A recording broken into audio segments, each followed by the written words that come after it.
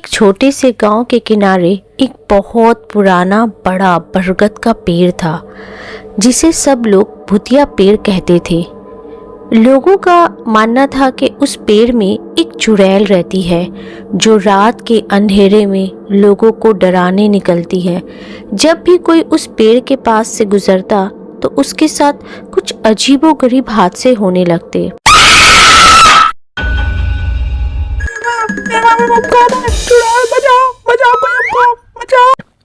एक दिन 3 दोस्त बंटी, पिंकी और चिंटू ने फैसला किया कि वो वहाँ सच का पता लगाएंगे कि वहाँ सच में चुड़ैल रहती है या लोग सिर्फ अफवाह फैला रहे हैं। बंटी कहता है, अरे यार, मुझे तो लगता है बस सब बकवास है। चुड़ैल वुड़ैल कुछ नहीं होती, सब लोग बस बकवास कर रहे हैं।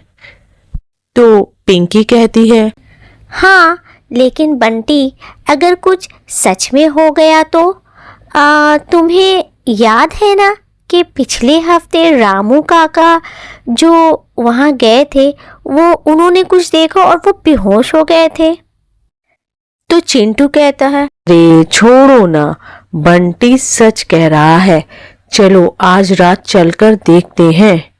और फिर रात के 12 बजे तीनों टॉर्च और लड्डू लेकर पेड़ की तरफ निकल पड़े। पेड़ के पास पहुंचते ही हवा तेज चलने लगी।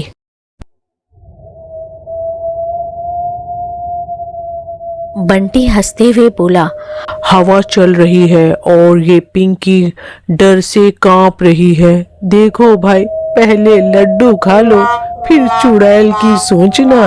अचानक एक तेज आवाज आई, कौन है जो मेरी नींद में खलल डाल रहा है? पिंकी चिल्लाते हुए कहती है, ये तो चुड़ैल की आवाज लगती है, चलो जल्दी भागो यहाँ से।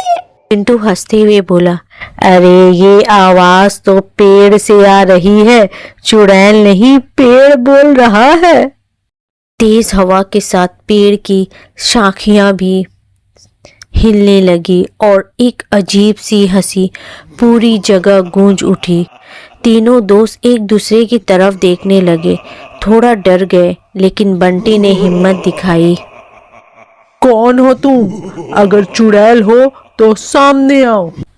तभी पेड़ के पीछे से एक चुड़ैल निकल आई। उसकी बड़ी बड़ी आंखें चमक रही थी और बालों से उसका चेहरा ढका हुआ था। उसने एक भयानक हंसी हंसी।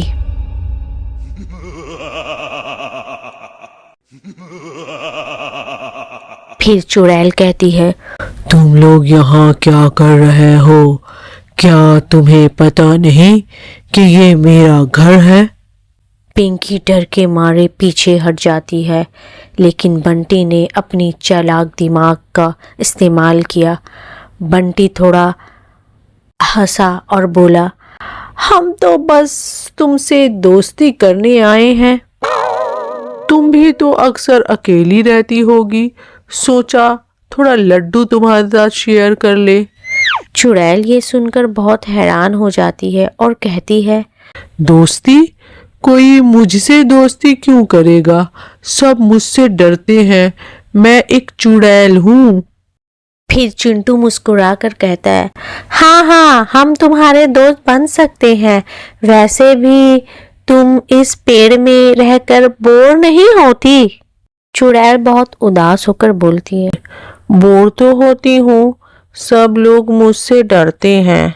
मैं तो बस मज़े के लिए रात को लोगों को डराती हूँ, मगर अगर तुम मेरे दोस्त बन जाओ तो शायद मैं किसी को नहीं डराऊंगी। फिर पिंकी थोड़ा हिम्मत कर कर चुड़ैल से बोली, तो चलो अब ये लड्डू खा के हम दोस्ती कर लेते हैं।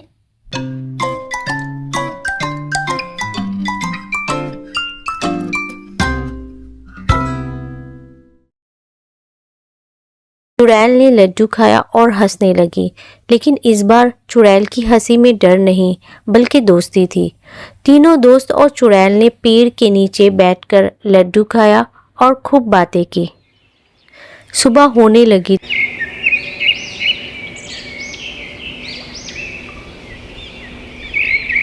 तीनों दोस्त सोच रहे थे कि अब चुड़ैल क्या करेगी। चुड़ैल उनकी तरफ देखती है और बोली, तुम लोग अच्छे हो, मुझे मज़ा आया तुम्हारे साथ। मैं अब रात को किसी को नहीं डराऊंगी, बस मज़े करूंगी। चिंटू मुस्कुराते हुए कहता है, तो हमारा ये भूतिया पेड़ अब भूतिया पेड़ नहीं रहा, ये दोस्ती वाला पेड़ हो गया है। फिर बंटी कहता है, हाँ, और अब हम सबको बताएंगे कि भूतिया पेड़ की चुड़ैल कितनी फनी है।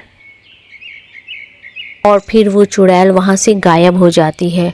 उसके बाद वो बच्चे वहाँ से चले गए और वो पेड़ अब भूतिया पेड़ नहीं रहा। चुड़ैल वहाँ से हमेशा के लिए चली गई और सब लोग वहाँ पे जाने लगे।